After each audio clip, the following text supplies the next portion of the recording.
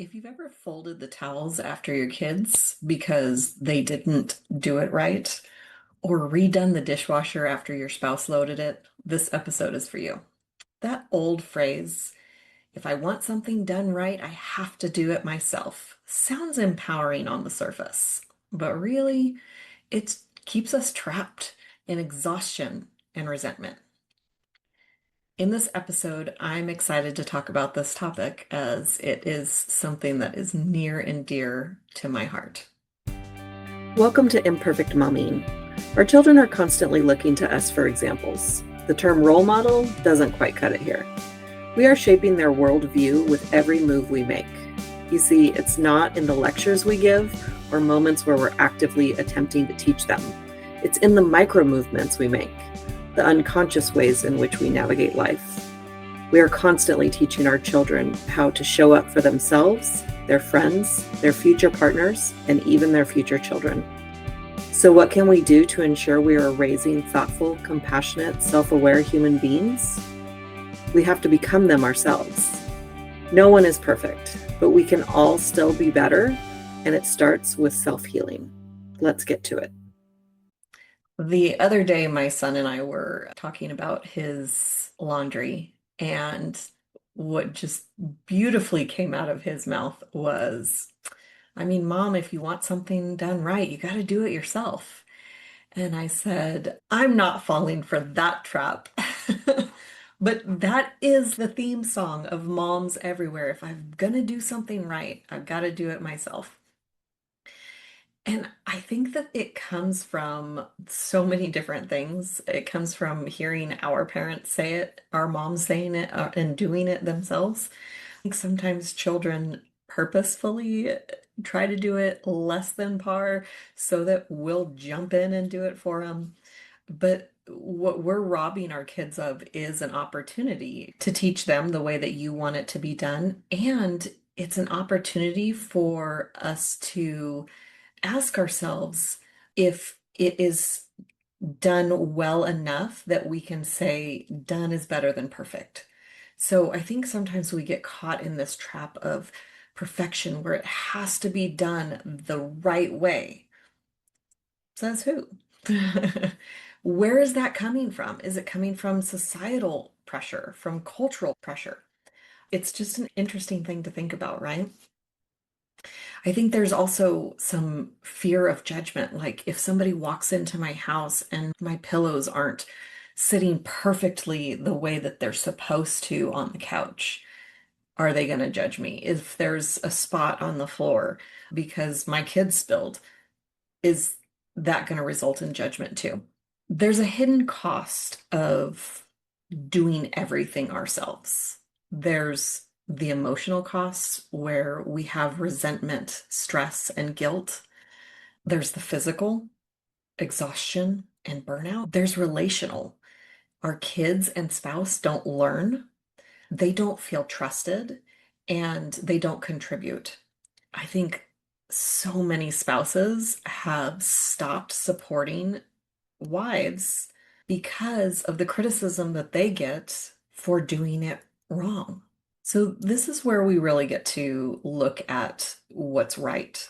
How we define right is usually my way, right?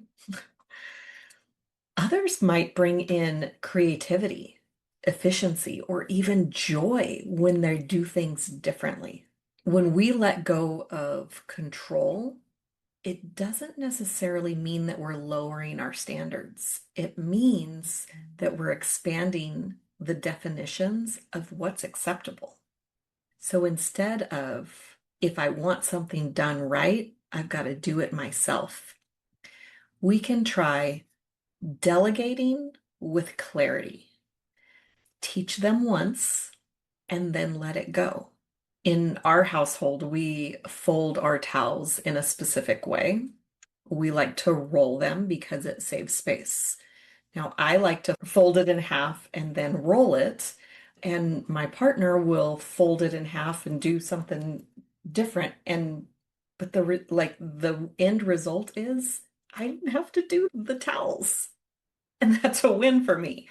We can also prioritize. So we can decide what things actually matter to be done your way. Maybe some safety related tasks. Like, obviously, when our kids are helping us make dinner, we don't want them to touch the stove. That's a safety related task. Versus good enough is fine. One of my clients had started having her 2-year-old empty the dishwasher, and their age appropriate job was to empty out the silverware. Did her 2-year-old put the silverware exactly where it was supposed to be 100% of the time? No, but it was in the drawer and the drawer closed. So that's an example of done is better than perfect.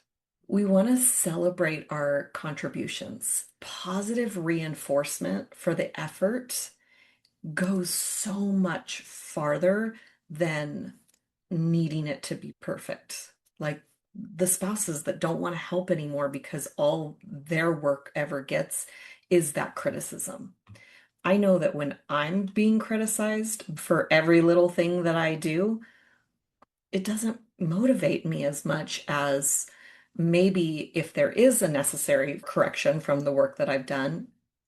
Thank you so much for helping. In the future, I would really like it if you did it this way, or I've found that this way works best. And I'm more than happy to oblige. A good tool for you is a self check-in.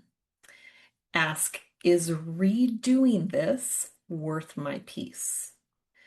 When we say yes to one thing, we are saying no to everything else. So, is redoing the loading of the dishwasher worth the time that you could be doing something else around the house, or something with your children? Most of the time, not. As long as those dishes are getting clean, does it really matter how it's loaded? I know there's going to be some people who are like, it absolutely matters. So that's fine. If that's a point of contention for you, keep it. But make sure you're asking, is this perfection, or is this doing it my way worth taking my time away from doing something else? Is it disrupting my peace? It's a great question to ask for reflection. When I was growing up, we had a system for cleaning the house that I absolutely loved. Maybe not at the time, but as I look back and reflect on the way that we did chores at my house on the weekends, is we worked in teams, and there was a total of 6 of us, and 2 of us would do the kitchen one weekend, the living room and common areas the next weekend, and the bathrooms the weekend after that. And we would all rotate. And it was a way that we got to learn how to do all of the chores. And we learned teamwork. We learned so much from that system that I absolutely love. And then it wasn't ever any one person's responsibility to do all of the chores. And I just wanted to share that as an option for maybe you and your family, where, motherhood is busy enough without the pressure that we put on ourselves to do it all and to have it done perfectly. So I just want to encourage you to take a look at the system that you currently have and ask yourself, is this system working? And if it's not, it's a good time to reevaluate and see what we can do differently. Doing it all yourself doesn't make you a better mom, it makes you a tired one. Choosing to let go gives you peace and gives others the chance to step up. If you're ready to explore where this belief might be running your life, book a mom life reset session at alysialyons.com/align. Together we can find the peace hidden under all of that pressure. I hope you found this episode valuable. I certainly had fun thinking about it. And until we meet again, keep healing. Bye, guys. Thank you for tuning in to Imperfect Momming. It's time for us to step up and realize that our power is not in trying to shape our children. Our power lies in shaping ourselves into the people we want our children to model themselves after. Don't just do it for your kids, do it for yourself. When you become a more self-aware, compassionate, and confident person, you and everyone around you benefit. For more information about me and my work, visit AlysiaLyons.com. That's ALYSIALYONS.com. And until we meet again, keep healing.